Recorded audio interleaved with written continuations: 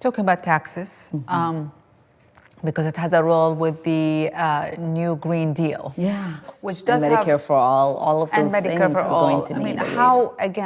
How do you propose doing that on a very practical level? Because some of these critics are coming from the Democratic Party itself, not only from the Republican Party. So there are a few things that we can do. One of them is that we could increase the taxes that people are paying, who are the extremely wealthy in our community. I just introduced an amendment in the Budget Committee to make corporations pay their fair share. Republicans somehow have found $4.6 trillion in tax cuts for the billionaires and millionaires, while they are taking food assistance and healthcare away from working and poor Americans. The system is rigged, and we are here to do everything that we can to hold the line. Meanwhile, apparently she and her husband made a lot of money. Probably a lot more than people thought, all right? So they're banging on her for being a net worth of about $30 million. And I think her husband sold 2 companies in the last 2 years, I believe, with I think it was up 3,500% for the return. This is what she said. There's been a coordinated right-wing disinformation campaign claiming all sorts of wild things, including the ridiculous claim that I'm worth millions of dollars, which is categorically false, end quote. All right, she says it's not true. The receipts apparently suggest otherwise. Boy. So we got to talk about a couple of quick stories involving radical socialists who just so happen to also be Muslim in Congress, right? Rashida Tlaib and Ilhan Omar, right? In this first story, we're going to talk about Ilhan Omar, who apparently got busted lying about her net worth, right? She claims to be a broke socialist, right? That, she doesn't make that much money. She's just a regular, normal, average working mom, right? Just like everybody else, except she just filed some disclosures that show that this woman is worth as much as $30 million, okay? After, again, denying that she was a millionaire. Now, I want to talk about this because I think that this is just another example of a politician getting rich in office by essentially participating in rigging the game, rigging the system in their favor, again, while in office, right? And also claiming that, hey, I'm just a regular, normal, everyday person struggling like everybody else.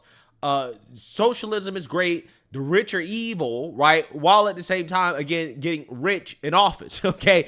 I try to tell you guys all the time, a billionaire is the best thing to ever happen to a socialist because it allows socialists to become millionaires complaining about billionaires on platforms built by billionaires, right? So without further ado, let's go ahead and read about Ilhan Omar becoming the millionaire that apparently socialists don't want to tax anymore, right? So without further ado, let's get into it. Representative Ilhan Omar reported a net worth of up to $30 million in her latest financial disclosure, a document filed just months after the Congresswoman dismissed claims she was a millionaire as ridiculous and categorically false. The disclosure filed in May shows the far-left squad lawmaker and her husband, Tim Mayet, experienced a roughly 3,500% increase in net worth last year compared to 2023. Wow. So just so everybody knows who we're talking about here, this is Ilhan Omar's husband, right? Tim Mayet. Okay. This is the white man, the white supremacist that Ilhan Omar is going to sleep with every night, right? Because, again, that's how these liberal black women work, right? They come out here and they talk about how the white man's so evil, white supremacy so bad, right? It's such a big problem in this country, but they go to sleep every night with white supremacists, right? With the white man. A lot of conservatives in particular would say that the rise in Islamophobia is a result not of hate, but of fear, a legitimate fear, they say, of quote-unquote jihadist terrorism, whether it's Fort Hood or San Bernardino or the recent truck attack in New York. What do you say to them? I would say our country should be more fearful of white men across our country, because they are actually causing most of the deaths within this country. And so if fear was the driving force of policies to keep America safe, Americans safe inside of this country, we should be profiling, monitoring, and creating policies to fight the radicalization of white men. Because apparently they love the great white pipe, okay? They can't get enough of it, okay? They love a vanilla smoothie, okay? These soul sisters, they love the white man, right? They love it, okay? Love it. So, again, there's a whole lot of hypocrisy going on here, right? Again, you have a woman whose career is built off of taxing the rich, but now she's rich, right? She's rich. Again, white men are such a huge problem in this country, but she's married to a white man. She's laying up with a white man every single night, right? Again, it's just fascinating, absolutely fascinating. The surge in the couple's wealth was first reported by the Washington Free Beacon on Monday. The financial gains came from Minette's two businesses, a Santa Rosa, California-based winery, and a venture capital firm headed in Washington, D.C. Omar valued the winery's assets at between $1 million and $5 million in her latest disclosure. By comparison, the winery was only worth between $15,000 and $50,000 in Omar's previous financial disclosure. More dramatic was the explosion in growth experienced by Minette's venture capital firm, Rose Lake Capital LLC. Rose Lake Capital's assets were valued between $5 million and $25 million by the end of 2024. The company had less than $1,000 in assets the previous year. Wow. I found that to be extremely sketchy, right? Extremely sketchy. How in the world did a company go from being less than $1,000 in net worth to over $5 million, right? You're talking about $5 to $25 million in a year, right? In less than a year. To me, again, sounds like something sketchy going on, but who knows, right? Who knows? Maybe he could just be very well connected, right? Maybe he knows a lot of millionaire and billionaires, okay, that Ilhan Omar wants to tax so much that invested in his firm. I don't know, right? But what I do know, again, is that Ilhan Omar is a representative in Congress. She has access to certain information. She has access to certain resources that, normal, regular, everyday people don't have access to.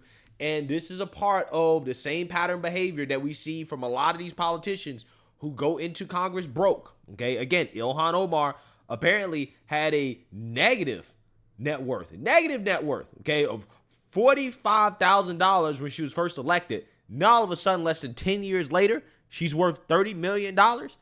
Yeah, I mean, I'm just saying we've seen this happen so many times that I think it's reasonable to ask questions about why does this continue to happen? How is it that these people are broke as hell before getting into government, and then once they get into government, they become multimillionaires, right? Almost overnight, right? That's essentially what happened with Ilhan Omar and her husband. So again, I think there's a lot of questions to be asked here, okay? Notably, income from the venture capital firm is listed as none in 2024, but between $15,000 and $50,000 the previous year. Rose Lake Capital claims to have $60 billion in assets under management, according to the company's website. The company touts its, quote, deep global networks built from on-the-ground work in more than 80 countries, working across business, politics, banking, and diplomacy. It offers clients, quote, expertise in several facets of business, including structuring legislation, aka we got insider knowledge, right? We have an insider, okay, who can help with this, right? That can help craft legislation, influence legislation in ways that can be beneficial to your business, right? Seems to me that's what's going on here. Now, again, I don't know. I have no clue, right? But again, what I'm seeing here, again, is a disturbing pattern or behavior that we see time and time again with these people going into government broke. And now all of a sudden they're rich, right? They're mega rich. Are you talking about being worth $30 million? That's a lot. That's a lot of money. Okay. The Congresswoman cried disinformation in February when asked about online speculation that she was a secret millionaire.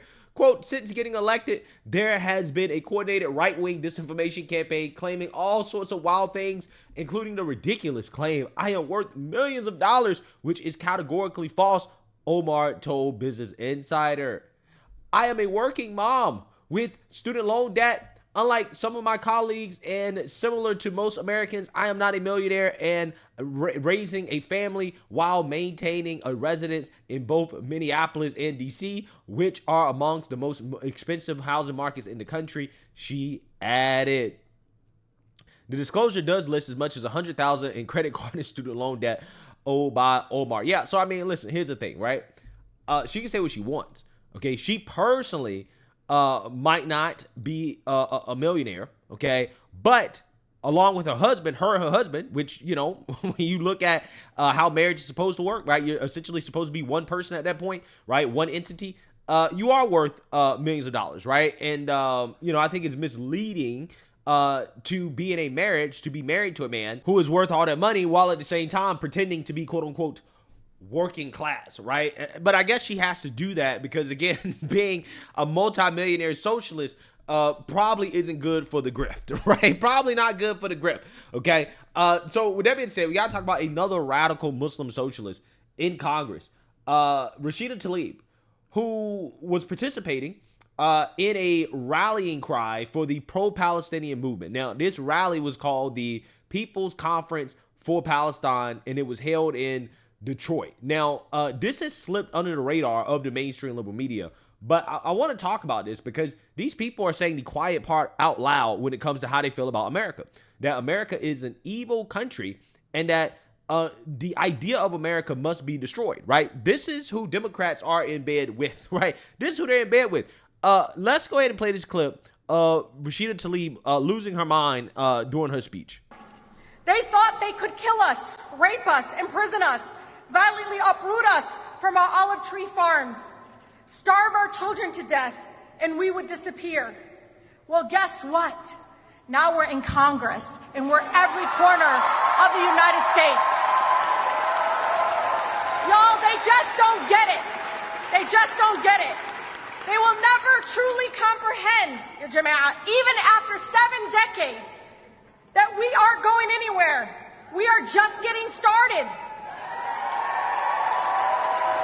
I want to say to all of them, every genocide enabler, look at this rooms, motherfuckers. We ain't going anywhere. Wow. Wow. Wow.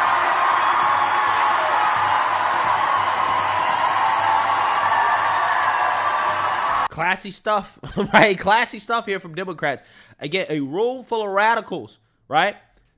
So this is the type of stuff that they're saying, okay, at this conference, right? This is Sachin Pedada, okay, who's apparently a PhD student, right? He claims that they need to destroy the idea of America. Let's listen to this. This is who Democrats are in bed with. We have to destroy the idea of America in our heads, in our neighbors' heads, in our comrades' heads, in everybody's heads in this country. Our comrades' heads, right? Again, you have communist talk here, right? Once these people start talking about solidarity and comrades, right? They use those buzz terms, right? These are dog whistles. These are communist dog whistles. Let you know, again, this is a conference for communists, right? This is a far left thing, okay? But again, this is what they're saying. They want to destroy the idea of America in your head, right? That's what they want to do. That's what they want to do. We have to work towards problematizing and getting away from the normalization of the violence of the military-industrial complex that is just baked into these supply chains. And we have to actually present an alternative that is appealing and meaningful to people. Yeah.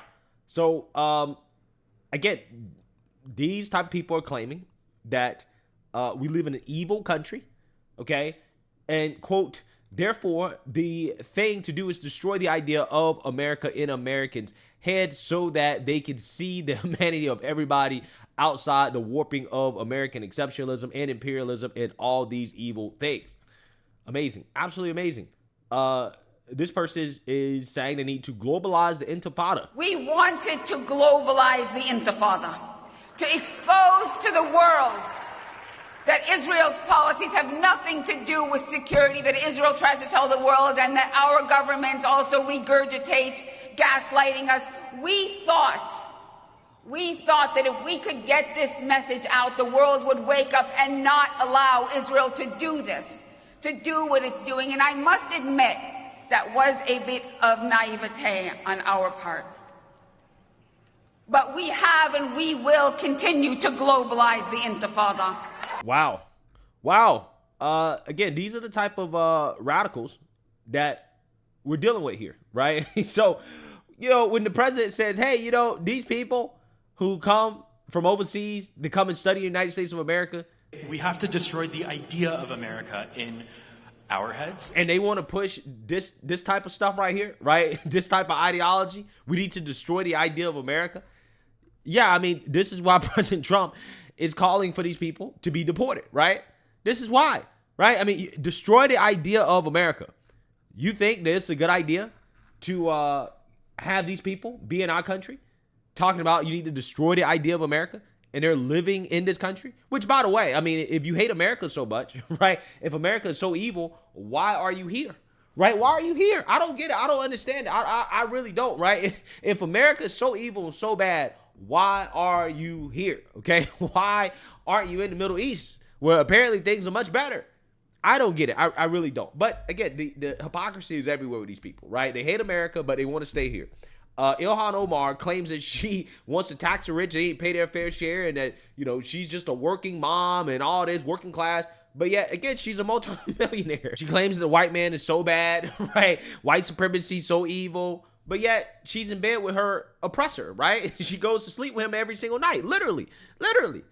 So again, these people, they are a representation of the Democrat Party, right? Democrats are in bed with the same people who claim that America is evil and that we need to destroy the idea of America. They're speaking at these conferences, right?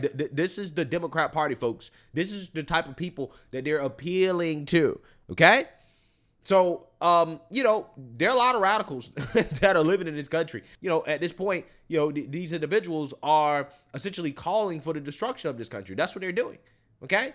I just wish that if they felt that way, they would go live somewhere else, okay, where they would feel much better. But apparently not. Apparently they love living here, even though the country's so bad. But let me know what you guys think. Make sure you like, comment, and subscribe. Most importantly, share a Black conservative perspective. Peace.